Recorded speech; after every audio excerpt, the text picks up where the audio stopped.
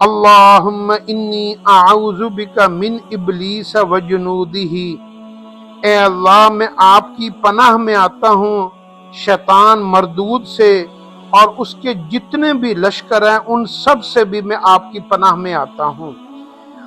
صرف شیطان اکیلا ہمیں گمراہ نہیں کرتا، شیطان کے جتنے چیلے ہیں وہ جنوں میں سے بھی ہو سکتے ہیں اور وہ انسانوں میں سے بھی ہو سکتے ہیں۔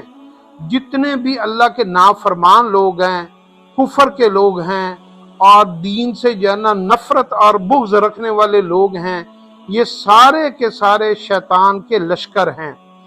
تو ان سارے لشکروں سے بھی اللہ کی پناہ میں مانگنی چاہیے اور شیطان مردود سے بھی اللہ کی پناہ مانگنی چاہیے۔ آپ یقین کر لیں ہم خود سے شیطان سے نہیں بچ سکتے، صرف وہی بچ سکتا ہے جس کو اللہ بچا لیں۔ تو خالی شیطان نہیں، اس کے لشکروں سے بھی اللہ کی پناہ مانگنی چاہیے۔